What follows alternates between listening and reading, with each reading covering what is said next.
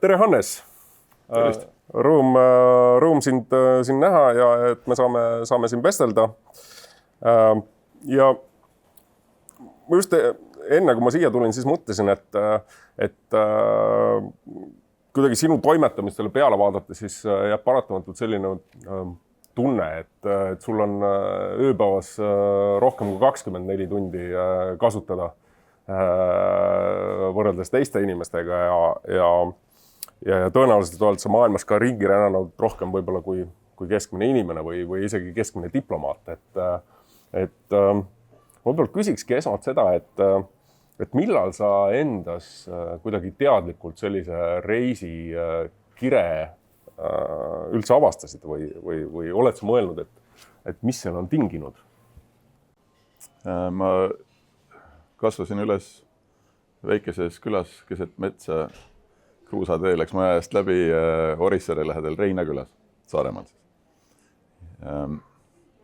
Mul vedas, meil olid Kanadas, nagu paljudel Eesti peredel tegelikult, olid Kanadas sugulased, kes külastasid aeg-ajalt ka Eestit ja nad hakkasid mulle tellima ühte USA loodusajakirja, laste loodusajakirja, mille nimi oli Ranger Rick, nagu rännumees Rick siis. Ja vanematele telliti sealt nagu dekaadid ja kaup nagu pikkusel perioodil National Geographicut. Et ma mäletan lapsega, ma nii ootasin. Nõukogude süsteem seal vahepeal konfiskeeris mõned neist ära. Mitte neid Ranger Rick, aga National Geographicut. Aga issand, küll ma vaatasin neid. Igasuguseid kohti ja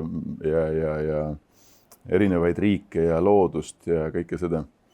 Ja sõpradega ka, kes mul sel ajal olid.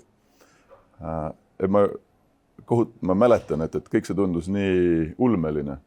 Nagu lihtsalt vaat isegi pisikese lapse tegelikult või koolilapse peas oli sel ajal see nii iseenesest või mõistetamatu, et sa võid minna kuhugi välismaale. Ja nii nagu ma Saaremaalt Tartusse ülikooli läksin, see oli väga ammu juba. 89. aastal ma kardan. Kõlab jubedalt. Siis astusin kohe matkaklubisse. Ja see oli koht, kus sai reisida, eks, nagu lihtsalt sellel 1/6 planeedist. Ja nii nagu see impeerium, Nõukogude impeerium lagunes, nii oli Anne seal seljakott seljas ja ma tegin ühe peaaegu 3-aastase sellise ümber poole maailma backpackeri reisi, et ma hakkasin siit minema ja ütleme läbi Ida-Euroopa Türki, sealt läbi kõikide riikide Indiasse, siis läbi Nepali, Tiibetisse ja Hiina. Seal oli see esimene jalgrattareis. Ma üksi sõitsin läbi Hiina 1994. aastal. Ja sealt edasi Hongkongid ja Filipiinid ja Kagu-Aasia ja kuni Austraaliani välja, kus ma töötasin mingi aja. Et see kuidagi orgaaniliselt algas. Aga see kihu, ma ütlen, ma istun täna siin ja ma saan varsti 55, aga ei ole kuhugi kadunud ikkagi tegelikult veel. Et kuskilt sealt, lapsepõlvest see algas, aga see jätkub, see geneetiline kuidagi viga minus.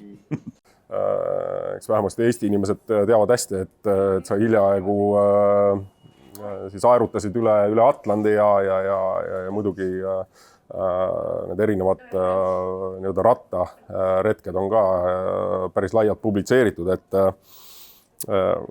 kuivõrd erinev üldse paistab maailm olenevalt sellest, millist transpordivahendit sa kasutad reisimiseks? Ma paar päeva tagasi saabusin Hiinast ja lennukiga. Ka nii saab. Just. Aga saaks ka sama reisi teha jalgrattaga. Ei vaata, mida aeglasemalt liigud, eks seda detailsem või seda sügavam on see kokkupuude selle mingi alaga. Ja ikkagi jalgrattamatkal juba nagu täitsa tagumikuga tunned seda kogu oma ümbritsevat, nagu heas ja halvas. Et tunned külma ja tunned ebareaalset palavust. Näed inimesi, suhtled nendega, eks, kus on asfalt on hästi, kus on kruus ja augud, siis on see valus osa, kõrgmäestikud, kõrbed, mingid sellised asjad. Et isegi bussiga kuskilt läbi sõites, see on juba väga selline aknast vaatad välja, näed midagi, kuskil lähed maha, jood teed ja sööd midagi ja lähed edasi. Et selles mõttes see oleks meil aega 10 aastat, võib-olla oleks väga tore ka kõndida ümber maakera. Aga see plaan meil jalgratastega minna, no ma arvan, on hea kompromiss selle vahel, et see jalgrattaga on ikkagi lihtne kinni pidada, kui midagi näed. Et see annab sulle palju parema tunnetuse. Ja ma pean veel ütlema ühte asja, et täna siis suursaadikuna või diplomaadina on väga vähe seda midagi sellist teinud. Ja ma näen, ja mul on iga riigi kohta mingid sellised lood, mida ka nende riikide esindajad ise, võib-olla nad ei ole käinud nendes kohtades või nad ei ole ise oma mingid Himaalajas jalgrattaga sõitnud või Andides kusagil või siis ma ei tea läbi mingite Aafrika riikide. Et need lood lähevad inimestele korda ja nagu nende vaade sinule nagu selle tõttu, sa oled tema riigis kusagil külades maganud, kusagil jõe ääres sauna teinud, siis nendes ja nendes maakohtades käinud.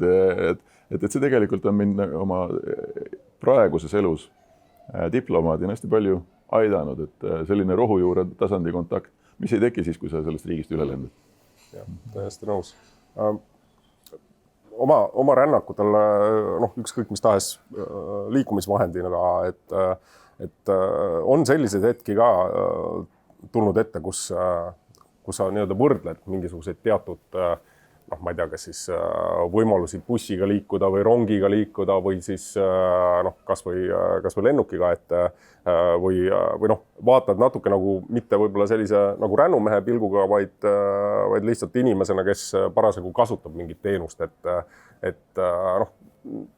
ma ei tea, ütleme, et kas või Eestimaal ringi sõites, eks me ikka aeg-ajalt olenevalt, kuhu sa satud Eestimaal, et hindad tõenäoliselt seda, et kuskil on teed rohkem auklikud või on ühistransport parem ja nii edasi. Kui palju sa sellise pilguga üldse maailma mööda liikudes jälgid? Kui me reisime, siis on 2 varianti. Ma reisin perega. Meid on 7, mina, abikaasa ja 5 last.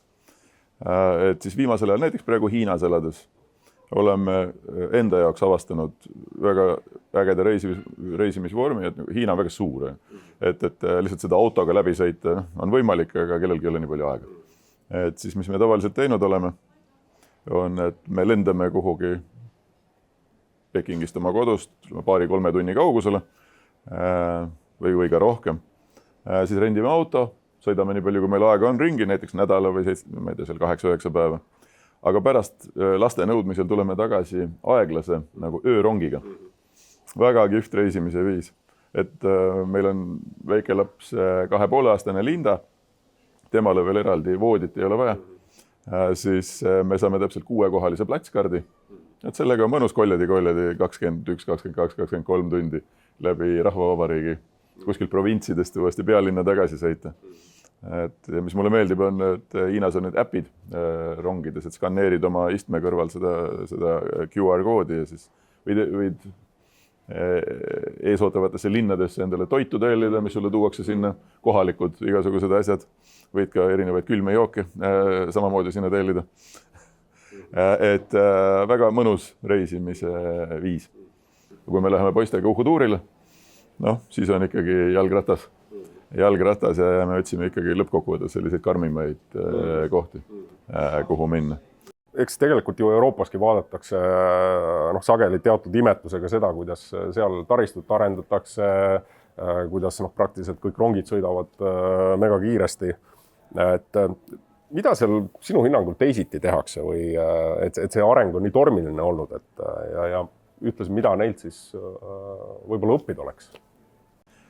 Hiina on tänaseks muutunud üli kaasaegseks riigiks, just eriti infra või siis taristu poolest. Hiinas kiirrongid sõidavad 350 kilomeetrit tunnis ja uus plaan on, et nende kiirust tuleb tõsta 400 kilomeetrini tunnis. Et see on see nagu mõtlemiskategooria, milles nemad mõtlevad, pluss tohutu lennuliiklus kõikide linnade vahel. Kiirteede võrgustik, mis on isegi pealinnast tuhandete ja tuhandete kilomeetrite kaugusel maapiirkondades on perfektne. Teed on siledad, nad on head, nad on hästi hooldatud. Nad on suur riik, et seda koos hoida ja ka koos hoida nii, et opereeriks ühtse süsteemina. Selleks on sellist taristut vaja, et see nagu keskselt juhitud süsteem on nendes valdkondades töötanud, et nüüd on tänane reaalsus on jah, et Hiinas on rohkem kiirraudteed kui terves ülejäänud maailmas kokku. Ja seda ikka veel ehitatakse juurde. Et kui me Euroopas hästi palju küsime, et miks me seda teeme, siis võib-olla teistes kultuurides on, tundub, et see küsimus on, aga miks mitte? No jaa, see on ka tegelikult natuke riigi ülesehituse või siis selle poliitilise süsteemi küsimus. Et meil siin on inimestel õigused ja õigused. Et igal inimesel on mingi õigus. Ja seetõttu selliste projektide läbiviimine on paratamatult keerulisem, kohmakam, aeganõudvam. Et jah, selles samas riigis, millest me just rääkisime, Hiinas, ei ole nii, et tuleb nagu hullult palju kaubelda inimestega, et kas me saaksime nüüd selle maja siia või mingi putukaid taga ajada kusagil, vaid seal lihtsalt tõstetakse inimesed paremale ja vasakule ära ja lükatakse buldooserid ja ekskavaatorid peale, hakatakse tegema asju. Et see on selle asja varjukülg, et nagu tegelikult väga paljud inimesed personaalselt võivad ka kõikide nende asjade all nagu kõvasti pihta saada. Seal on mingi plaan, aga seda viiakse ellu hoopis teiste meetoditega kui sellistes riikides, millega meie harjunud oleme nagu Euroopas. Sa oled olnud ka Eesti Vabariigi kaitseminister ja viimastel aastatel, eks ole, täiesti arusaatavatel põhjustel ka transpordist ja taristust räägitakse läbi sellise võib-olla julgeoleku vaate. Et kui oluline see on sinu hinnangul? Kui olulist rolli üleüldse nii-öelda hea ja funktsioneeriv taristu, ütleme kas või siin samas Euroopas mängib sellistes küsimustes? Siin on mitu aspekti, et see sõjaline mobiilsus, mis puudutab nagu lihtsalt silda, maanteed, raudteed, sadamaid, et oleks võimalik kiiresti meie ja liitlaste vahel liigutada vägesid, tehnikat, kõik see on A ja O. Ilma selleta me siin oma piirkonnas naljalt hakkama ei saa ja mul on väga hea meel, et Euroopa Liit tegelikult ka need kõikides igasugustes finantseerimisotsustes, mis puudutavad taristut, on integreerinud sellise kaitsekomponendi ka, et veel paarkümmend aastat tagasi oleks see kõne alla tulnud, aga lihtsalt see meie regionaalne reaalsus on niivõrd erinev täna Venemaa sõja tõttu, et me peame nii mõtlema nendes kategooriates. Ilmselge, et ka need meil praegu käimas olevad projektid, eks, nagu see näiteks Rail Baltic, täiesti selgelt omab väga tugevat julgeoleku dimensiooni. Raudtee laius, mis on erinev siis sellest meie vanast laiusest, pluss siis see, et selle peal saab tõesti liigutada efektiivselt ka neid asju, mis võib olla vajalik sõjaliseks kaitseks. On väga tähtis. Ma just küsikski viimase küsimuse, ja küsiks seda, et ühel hetkel saab Rail Baltica valmis, sellest pole kahtlustki ja me saame Tallinnas Ülemistel istuda rongile ja sel hetkel on praktiliselt kogu Euroopa raudteevõrgustik siis meie ees valla. Et kus oleks see koht, kuhu sa ise reisiksid? Ma tean täpselt.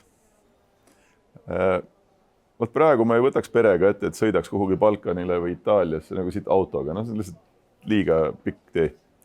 Küll aga kui ma õhtul ajaksin auto siin rongi peale, magaksin ära rahulikult öö, ma oleks juba poole tee peal kohal. Sealt sõidad autoga rongi pealt maha ja siis on kõik need asjad, mis on nagu muidu meie jaoks lihtsalt liiga kaugel. Korraga kätte saadavad. Et me oleme ka enne teinud perega autoreise, mitmeid kordi Ukrainasse, Moldovasse, Rumeeniasse, kuhugi sinna, ütleme, Ungarini välja. Aga see avaks minu kui inimese, minu perekonna jaoks nagu need kohad, kuhu ma 7 piletit ei raatsiks osta ja siis veel autot rentida mingiks nädalateks. et siis see tooks meie nagu selle nagu poole lähemale kõik need toredad kohad, kus me veel nagu perena käinud ei ole. Et ma tean täpselt, kui see päev on, siis ma ostan pileti ja panen auto sinna peale ja sõidan nagu. Võib-olla isegi kaugemale kui Varssavi, seda ma ei tea veel täpselt, kuidas see logistika seal on. Ja asuks avastama kõiki neid kohti seal, kuhu ma muidu ei läheks võib-olla autoga vähem. Suur aitäh sulle!